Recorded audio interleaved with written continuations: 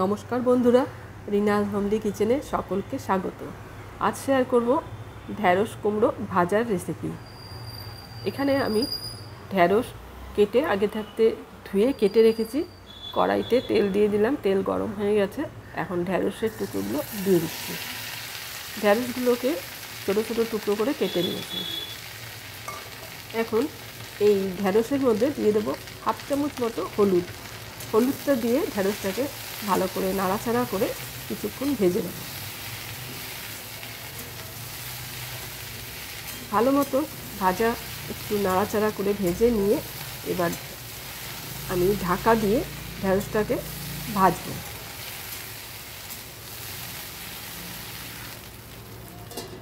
দু তিন মিনিট আমি ঢাকা দিয়ে রেখেছিলাম, মাঝে আমি নেড়ে দিয়েছি মাঝে মাঝে।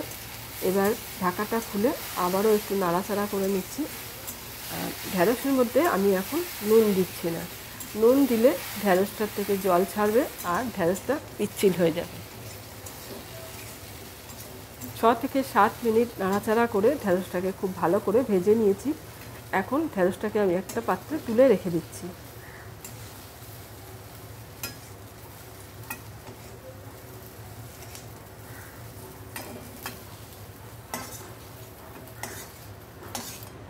এবার ওই কড়াইয়ের মধ্যে আবারও একটু তেল দিয়ে দিলাম। তেল গরম হয়ে গেলে একটা শুকনো লঙ্কা আর সামান্য একটু কালো জিরে ফোড়ন দিলাম। ফোড়নটাকে একটু নাড়াচাড়া করে ভেজে নিলাম।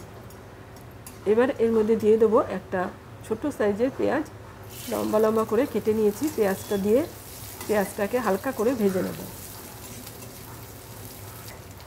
খুব বেশি ভাজবো না, পেঁয়াজটাকে একটু নাড়াচাড়া করে ভেজে নেওয়ার পরে এখানে আমি একটু কুমড়ো কেটে রেখেছি লম্বা লম্বা করে।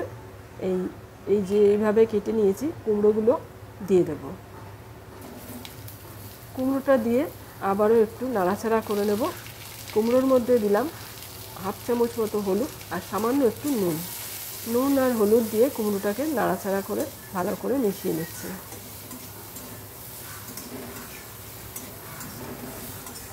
ভালো মতন মেশানো হয়ে গেলে আবারও ঢাকা দিয়ে রাখছি কুমড়োটা তাড়াতাড়ি নরম হওয়ার জন্য। মিনিট 2-3 ঢাকা দিয়ে রেখেছিলাম। এখন কুমড়োটা খুব ভালো মতো ভাজা হয়ে গেছে।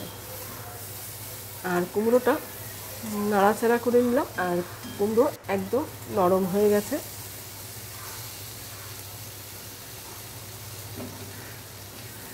এবার এই আগে থাকতে যে ভেজে রাখা ঢ্যাঁড়সটা আমি দিয়ে দিলাম। ঢ্যাঁড়সটাকে কুমড়োর সাথে খুব ভালো করে মিশিয়ে নেব।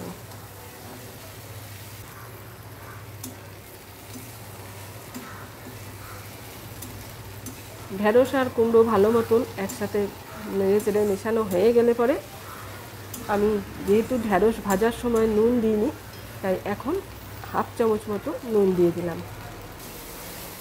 নুনটা দিয়ে আবারও ভালো করে নাড়াচাড়া করে নিচ্ছি।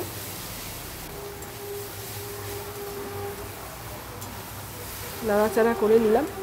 তৈরি হয়ে গেল আমার আজকের রেসিপি ঢ্যাঁড়স কুমড়ো ভাজা। আমি একটা পাত্রে তুলে নিচ্ছি। এইভাবে একবার ঢ্যাঁড়স কুমড়ো ভাজা করে দেখবে, রুটি, পরোটা, এমনকি ভাত দিয়ে খেতেও খুব ভালো লাগে। আমার আজকের রেসিপি তোমাদের কেমন লাগলো কমেন্টসে জানিও। ভালো লাগলে লাইক আর শেয়ার করো। চ্যানেল এখনও সাবস্ক্রাইব করা না থাকলে চ্যানেলটা সাবস্ক্রাইব করে পাশে থাকা অল বাটনটা প্রেস করে রেখো। পরবর্তী ভিডিওর নোটিফিকেশান তোমাদের কাছে চলে যাবে।